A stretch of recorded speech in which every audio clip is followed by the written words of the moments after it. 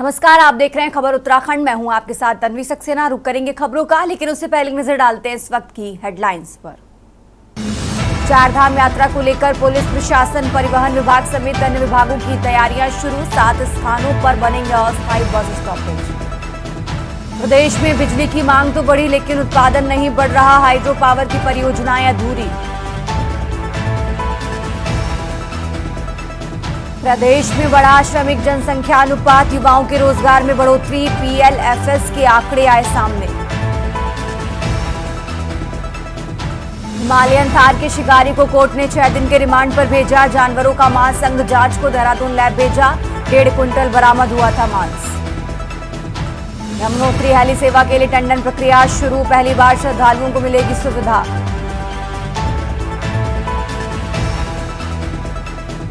हनुमान चट्टी से बद्रीनाथ तक 10 किलोमीटर क्षेत्र में 9 हिमखंड। मौसम खराब, यात्रा तैयारियां शुरू नहीं। आप देख रहे हैं के न्यूज, खबरों का सारथी। और अब रुक करते हैं खबरों का। खबर नैनीताल से है, जहां लोक पर्व फूलदेई हर्षोल्लास के साथ मनाया गया। ये पर्व चैत्र मास की विदाई और भारतीय नववर्ष के स्वागत का प्रतीक होता है। हिमालयी क्षेत्रों में इसे राष्ट्रीय त्योहार जैसे महत्व दिया जाता है। इस दिन घरों के मुख्य द्वार को फूलों से सजाया जाता है और ऋतु परिवर्तन का उत्सव मनाया जाता है। नन्हे बालक बालिकाएं अपने घरों और पड़ोस में जाकर देई पूजन करते हैं और पारंपरिक बाल गीत गाते हैं। इस पर्व में प्रकृति और खुशहाली का स्वागत किया जाता है। उत्तराखंड के कई क्षेत्रों में ये पर्व अलग अलग तरीकों से मनाया जाता है, लेकिन सभी जगह इसका मुख्य उद्देश्य समृद्धि और सौभाग्य की कामना करना है।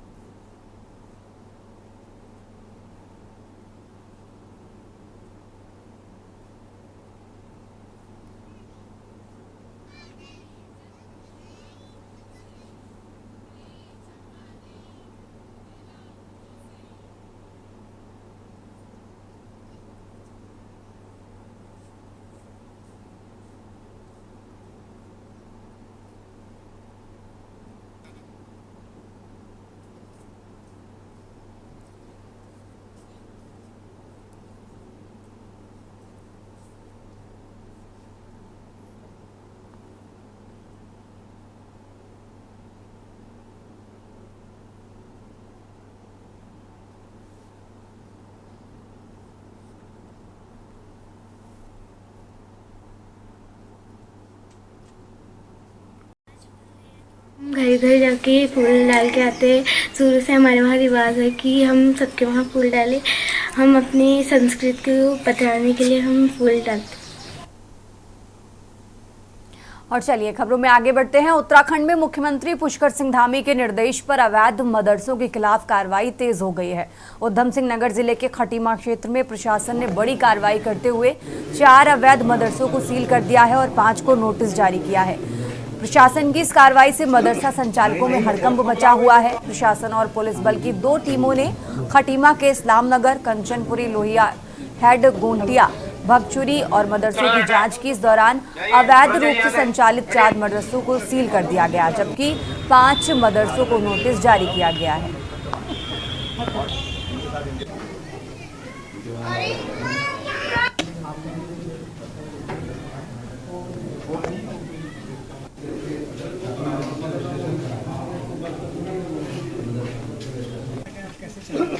नहीं फोर्स को बुलाओ, इधर बुलाओ।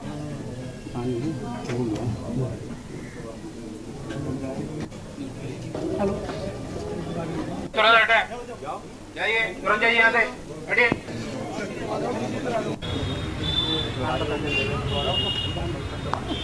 फोर्स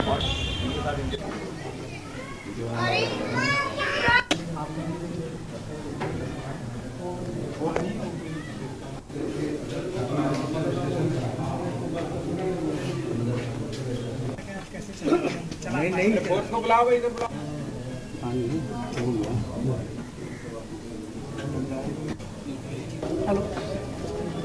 तुरंत हटें, जाइए, तुरंत जाइए यहाँ से, हटिए। भी अवैध रूप से मदरसे संचालित किए जा रहे थे, इनके खिलाफ आज सीलिंग की कार्रवाई की गई है। इनको सील करके बंद कर दिया गया है। इसमें एक गोटिया में, 4 इस्लाम नगर में, एक हमारे भक्तूरी में, शारूपेटा में, कंचनपुरी में और एक लोहिया में, ऐसे 9 मदरसों को जो अवैध रूप से संचालित थे, जो कि उत्तराखंड मदरसा बोर्ड से उनके पास पंजीयन भी नहीं था, उनको हमने सील कर दिया है। और इसमें जो बच्चे अध्ययनरत थे, जिनको तामील दी जा रही थी, उनको हमने चिन्हीकरण कर लिया गया। उनका हमने एक सूची बना ली। ऐसे बच्चे जिनका कहीं और अन्य मान्यता प्राप्त विद्यालयों में अध्ययन नहीं कर रहे हैं, उनकी सूची हमने तैयार कर ली है और खंड शिक्षा अधिकारी को निर्देश दे दिए गए हैं कि इन बच्चों की कोई राजकीय विद्यालय में, नज़दीकी राजकीय विद्यालय में उनका एनरोलमेंट कर दिया जाए। रुक करते हैं अगली खबर का। रामनगर में धोखाधड़ी के एक मामले में पिछले 5 साल से फरार चल रहे 5000 के नामी वांछित अपराधी को कोतवाली पुलिस ने पानीपत हरियाणा से गिरफ्तार कर उसे कोर्ट में पेश करने की कार्रवाई के मामले में जानकारी देते हुए कोतवाल अरुण कुमार सैनी ने बताया कि वांछित अपराधियों की धरपकड़ को लेकर वरिष्ठ पुलिस अधीक्षक द्वारा किए गए निर्देशों के क्रम में रामनगर कोतवाली पुलिस द्वारा कोतवाली के वरिष्ठ उप निरीक्षक मनोज नयाल के नेतृत्व में गठित टीम द्वारा ये कार्रवाई की गई है। ग्राम बूछड़ी निवासी साकिर हुसैन, जो कि वर्तमान में दत्ता कॉलोनी, असंत रोड, पानीपत हरियाणा में रहता है, उन्होंने बताया कि उक्त व्यक्ति धारा 406, 420 में करीब 5 सालों से फरार चल रहा था, जिस पर 5000 का इनाम घोषित किया गया था। उन्होंने बताया कि इसके साथ ही आरोपी एनआई एक्ट से संबंधित 3 मामलों में न्यायालय से दोष सिद्ध भी था, लेकिन पुलिस की पकड़ से बाहर था।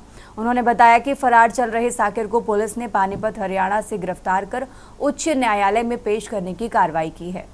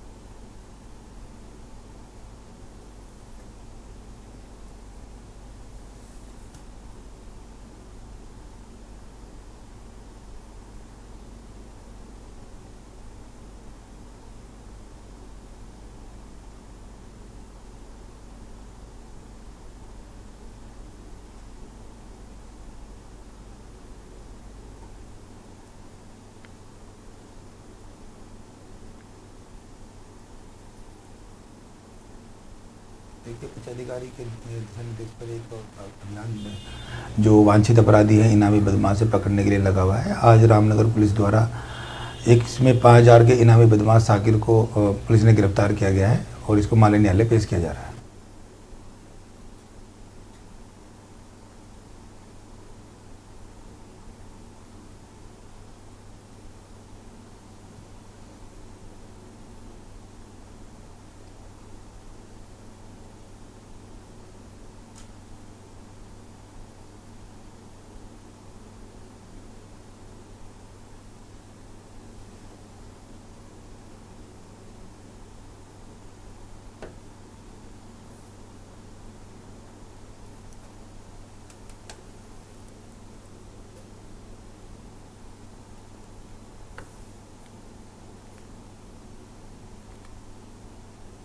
खबरों में आगे बढ़ते हैं। उत्तराखंड में धामी सरकार की अवैध मदरसों के खिलाफ कार्रवाई लगातार चल रही है।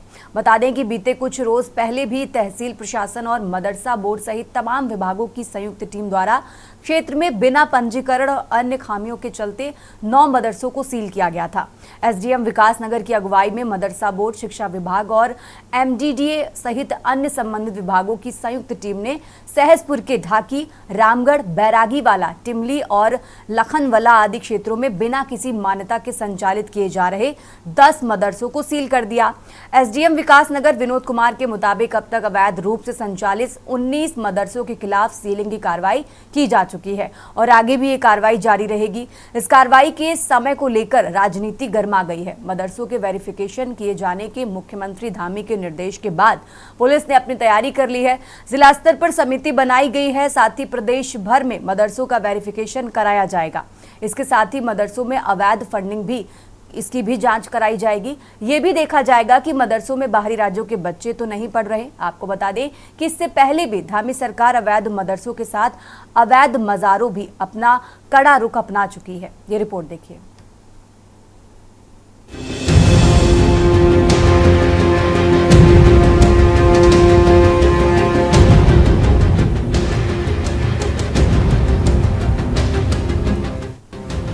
उत्तराखंड की राजधानी देहरादून के विकास नगर के बाद उधम सिंह नगर में भी प्रशासन ने बड़ी कार्रवाई करते हुए खटीमा के 4 मदरसों को सील कर दिया, जबकि 5 मदरसों को नोटिस जारी कर दिया है। प्रशासन की इस कार्यवाही से अवैध मदरसा संचालकों में हड़कंप मचा हुआ है।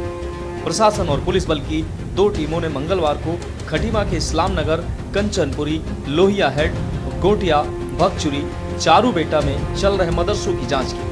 इस दौरान प्रशासन ने अवैध रूप से चल रहे 4 मदरसों को सील कर दिया, जबकि 5 मदरसों को नोटिस जारी कर दिया है। ये मदरसे धार्मिक स्थलों में संचालित मिले। एसडीएम रविंद्र सिंह बिष्ट ने बताया कि मदरसों में पढ़ने वाले बच्चों को चिन्हित कर आसपास के शैक्षिक संस्थानों में भेजने के लिए खंड शिक्षा अधिकारी को निर्देश दिए गए हैं। साथ ही धामी सरकार ने अवैध मदरसों और अवैध अतिक्रमण को लेकर बड़ी मुहिम चलाने की बात कही है।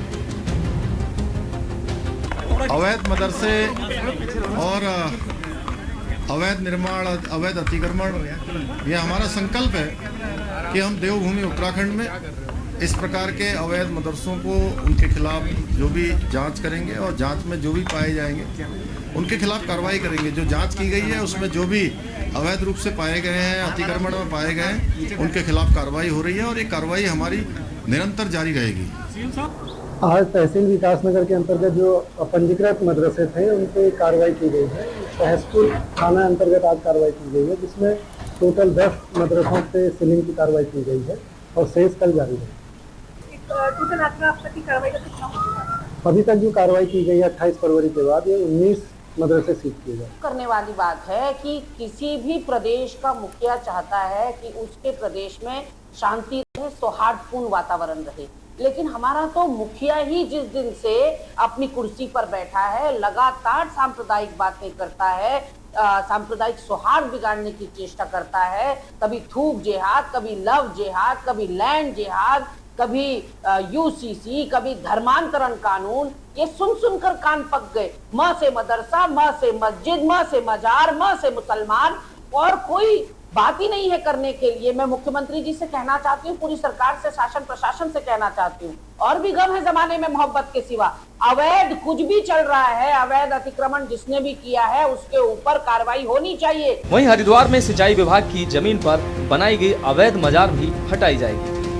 उत्तर प्रदेश सिंचाई विभाग ने मजार पर 10 दिन का नोटिस चस्पा कर दिया है। अवैध मदरसों के खिलाफ सरकार द्वारा चलाए जा रहे अभियान को लेकर बसपा विधायक मोहम्मद शहजाद ने नाराजगी जाहिर करते हुए कहा कि सरकार कानून के दायरे में काम नहीं कर रही, हिंदू मुस्लिम पर काम कर रही है। उन्होंने आरोप लगाया कि सरकार की नीति और नियति दोनों खराब है। सरकार का यदि ऐसा ही रवैया रहा तो वह कोर्ट जाने से भी पीछे नहीं हटेंगे। जमीन का पैनामा है, धार्मिक पढ़ाई कर रहे हैं, धार्मिक पढ़ाई करने के लिए किसी की परमिशन की आवश्यकता थोड़ा ही है। अगर वो सरकार पर डिग्री मांगे, सरकार पर वो कहे कि मेरे मदरसे को एडिट करो, उनका जमीन अवैध कुछ हो तो साहब अवैध है, तो आप करें सरकार कार्रवाई। जो अवैध शब्द है यही गलत है। यानी मदरसे अवैध है तो सरकार किस आधार पर कार्रवाई कर रही है? सरकार कानून के दायरे में काम नहीं कर रही। पहले तो आपको बता दें कि ये अवैध मदरसों का जो किस्सा था पिछले साल बड़े जोर तोरों पर चल रहा था।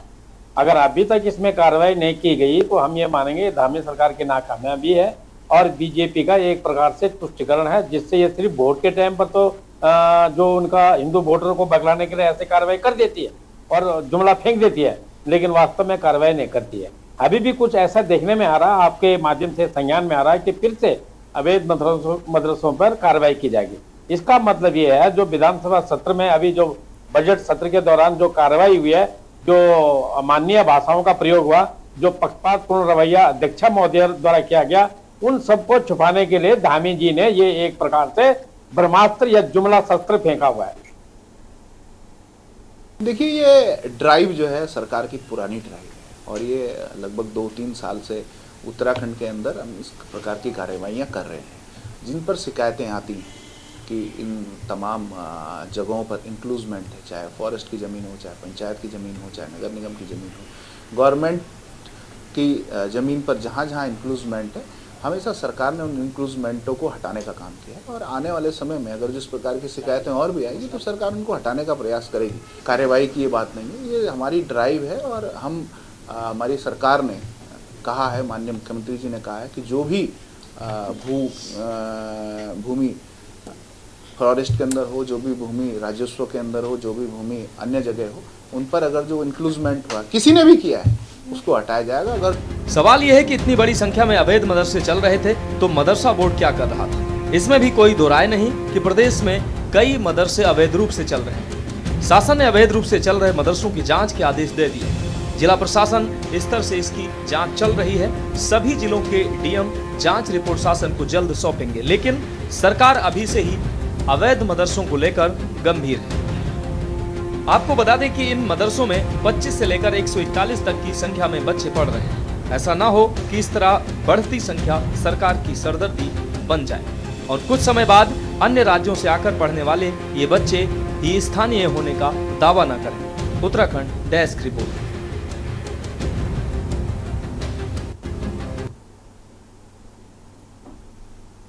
खबर उत्तराखंड में फिलहाल इतना ही। आप देखते रहिए के न्यूज इंडिया।